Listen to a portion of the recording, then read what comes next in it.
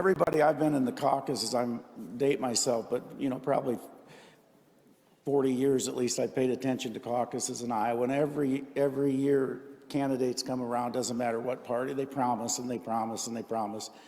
And then when they get back to Washington, D.C. and get elected, they sometimes forget those promises. And the biggest promises that are neglected are what's most important to communities. That's infrastructure.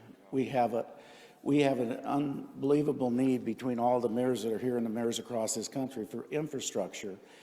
So, and I'd like you to speak on how you're going to address that problem, because candidates from both parties talked about it, but we have not gotten any of that money that was promised by both parties in the last election. Yeah, and we all know that if we were running this with the pragmatism that mayors bring to the table, I had to cut my government, the size of my government, 25%. You got to know that every dollar I was using in taxpayers, I figured out new ways to make it go further and farther, and make sure that we were stopping to do the things that were just plain dumb morally and economically, like to deal with addiction by leaving people on the streets, having them end up in our hospital emergency rooms. You know this, we deal with addiction, we deal with mental illness in the most expensive ways, through jails, prisons, as opposed to what we saw was a much less expensive way, which is actually to help people in the first place.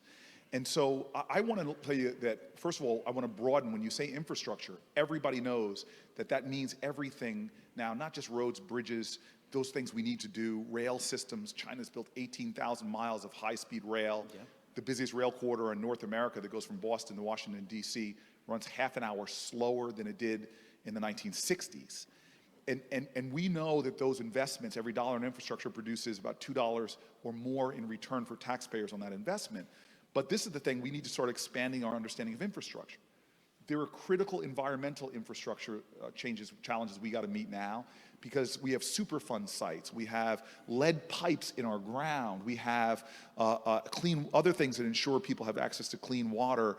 We've got to make sure that we have a robust infrastructure plan that includes everything from our electrical grid to dealing with environmental injustice, to dealing with broadband access, to help our cities become 21st century centers of innovation hubs. And we can do that by doing infrastructure in the right way. But I think the more important question you're asking is how. Right. Because I want to be honest with you, so much of this election is not about the head, it's about also the heart and the spirit.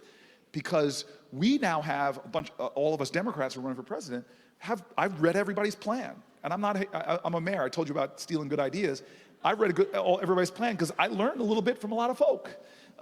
And that's what it should be like. Whoever's the president shouldn't say, only I can solve these problems. No, whoever's president should be like, let me build the team to get things done. And so, and that's what mayors have to do. I wasn't an expert on sewer systems or parking meter efficiency, but damn, we did some great things in Newark on those issues. And so this is what I want to tell you as a guy who had a Republican governor, who was in the middle of a recession, who people told me time and time again what we could not achieve in Newark. And we achieved it by drawing uncommon coalitions together to get uncommon things done. And I'm going to give you two examples of my resume about getting things done in Washington. One, every mayor knows here, every local activist and leader knows here that we have the most perverse criminal justice system on the planet Earth. When the land of the free incarcerates 1 out of every 3 incarcerated women on the planet Earth, something is wrong. When we swear oaths to liberty and justice for all, but as Brian Stevenson says, we have a criminal justice system that treats you better if you're rich and guilty than if you're poor and innocent, we have a problem. And so I went to Washington knowing, I see the data, Villanova says that we'd have 20% less poverty if we had incarceration rates the same as our industrial peers. And urban centers see disproportionate treatment of enforcement of criminal justice laws. So I went to do something people told me you couldn't do, pass comprehensive criminal justice reform.